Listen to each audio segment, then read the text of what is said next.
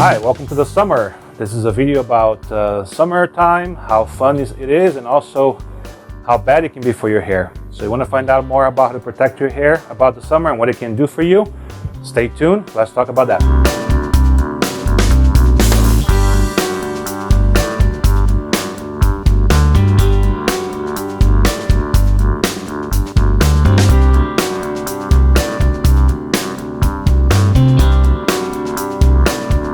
Welcome back to the channel. Hope you're doing great today.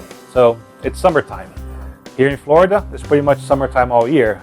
If you're lucky enough to live in a tropical climate like we do, it's nice because you get pretty much all year long. You have good weather days, short winter time. But if you live in a part of the world where it gets very cold, your summertime is very short. So that's when you want to get out and do more things outside. With more outside activities, there's more exposure to elements like sunlight, like sand, like wind, like humidity, and like all these things that are very potentially damaging to our hair. So the purpose of this video is to give you some tips on what you can do to still have fun, but also enjoy a good, healthy hair at the end of the summer when you start getting to the colder climates, because cold is also bad for the hair.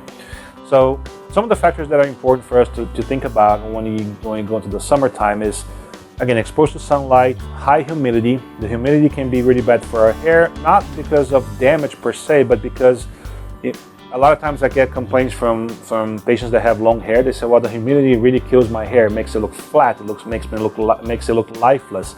And with that, there's more tendency of teasing it, of doing things to your hair to get that volume back, and blow drying and all these things. So there's more mechanical trauma as a consequence.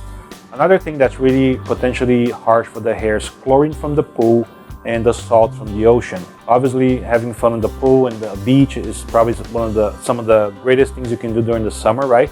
So yeah, go and do. Well, we need to do them. We need to enjoy them. But later in the video, I'll share some tips on what to do to prevent damage.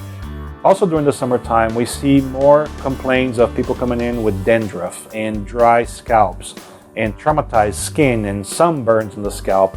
So again, these all come with the territory. As you expose yourself more, then you need to be more careful with the damage on the scalp. If you have a tendency for dandruff, or as it's medically called, seborrheic dermatitis, you have to probably up on your medicated shampoos to treat that so you don't have the flakiness. Also, as a good advice overall, whether you have hair or you have thinning hair or if you're bald, wear a hat, wear a wide brim hat if you're going to be outside in the sun to protect your scalp from burns and sunburn and potential skin cancers. Also protects your face, and also make sure you wear long sleeve shirts, use sunscreen, all that good advice that goes without saying, right? So, but the hair can actually be subject to a lot of trauma. Also when we sweat, right? So sweat, if you have high humidity, the sweat doesn't evaporate as quickly, and so it can stay in the hair. Sweat doesn't damage the hair, but it can make it, again, look flat, and it'll make you want to wash more, and that may not be a good thing. So I get a lot of complaints from patients coming to the office. My God, my hair is all frizzy. I can't do anything with it. It's breaking. I've already cut some of it off because it was all messed up, and I don't know what to do. And usually that's more common with patients that have dry hair to begin with. There's a video that we recorded. I'm going to put the link here for you, where we talk about the recommendation to use sulfate-free or surfactant-free shampoos to prevent damage. If you have dry hair, like this lady in the picture here, it's even more important because your hair is already lacking oil and it's thirsty all the time. And if you use products that are not correct, you may actually do more damage. So how do you take care of your hair? I'm going to give you some tips here that you can use, very simple tips that you can do on a daily basis that will protect your hair quite a bit. First one, like good advice, like anything else, hydrate yourself, okay? Hydrate your hair. Rinse your hair often with fresh water. Hydrate your body also with a lot of water, a lot of juice, whatever you like to drink, because again, dehydration can cause the hair to be affected as well, and it's not healthy for our body as a whole. So make sure you drink plenty of fluids. Your hair will benefit from it. Your hair loves water, particularly fresh water.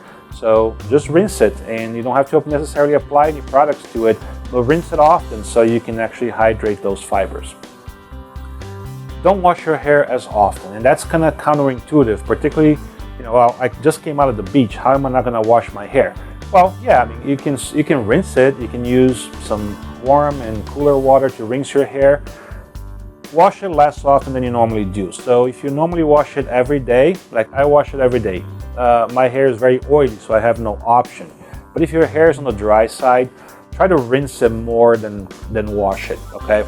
So wash it every other day or wash it twice a week. In the meantime, in between days, if you need to, just rinse it off and use shampoos without surfactants, without sulfates, and without parabens because they're more gentle to your hair.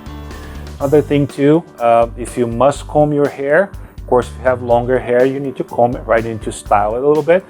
Comb it when the hair is wet. Try to avoid a lot of the high heat blow dryers in your hair, again, because the hair fibers can be damaged by the high heat. And use combs that have the teeth that are more spaced out, like this one. Don't use combs with very fine teeth because these create more friction on your hair, and it can actually cause damage too. So these wider tooth combs are much more gentle, and they usually do a better job.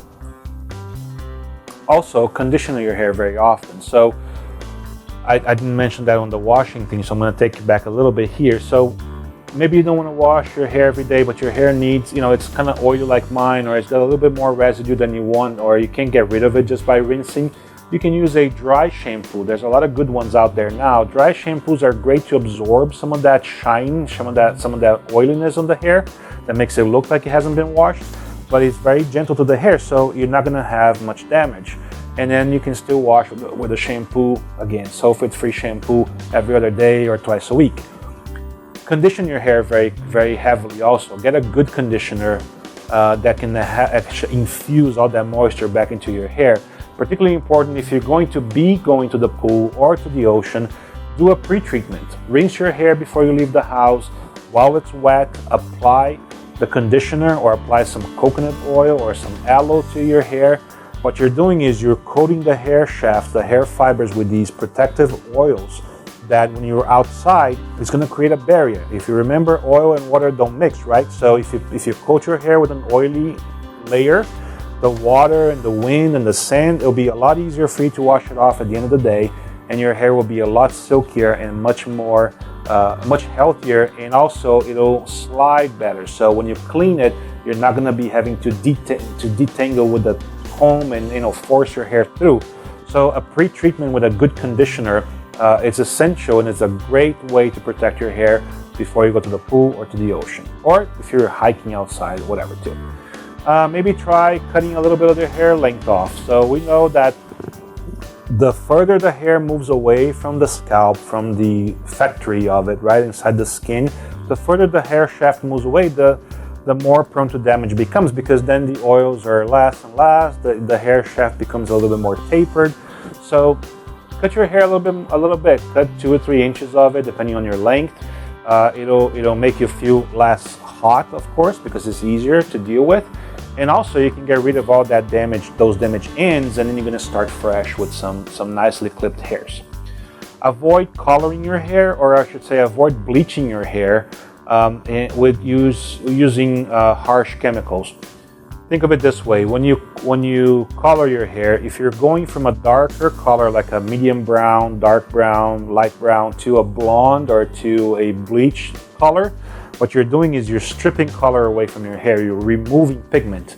To do that, you have to open up the hair cuticles and strip all that color from there.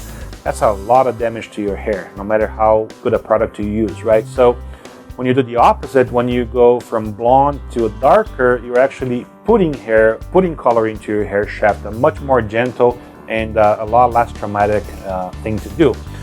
So maybe skip the coloring for the summertime. Don't over-treat your hair. When the fall comes in, then you protected your hair has already been battered a little bit. Go and have it colored, either lighter or darker. Then at that point your hair will be more prepared. And again, just gonna wrap up with everything there like that. So again, chlorine is probably one of the harshest chemicals so if you're going to like a community pool or the club or the country club, or a hotel or a water park, that water is very heavily chlorinated to prevent obviously the spread of infections. So much more important to pre-treat your hair. That's the best advice I can give you. If you take one thing out of this video, is the pre-treatment with the conditioner, okay? Your hair will thank you for that. So what's the more important, right? At the end of the day, what's the take-home lesson here? Just have fun, right? You can have fun. Even if your hair didn't start the summer in the best condition, you can actually come out of the summer better than you were in it if you follow the steps that I outlined here. Okay.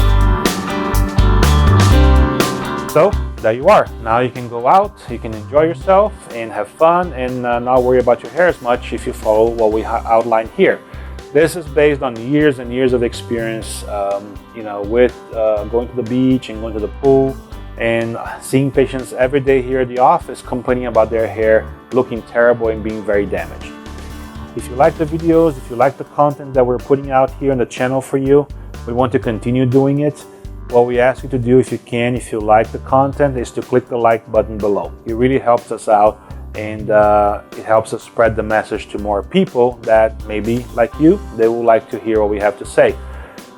If you subscribe to the channel, you'll get notified about all the new videos, and we have a bunch coming up now, and so do that as well. Leave us a comment if you want to know a little bit more about this, if you want to schedule a consultation with me, if you have suggestions for other videos, if you have a special thing that you want me to talk about hair, I'll be happy to do that too, okay? So with that, I'll leave you here. Enjoy your summer, and I'll see you next time. Take care.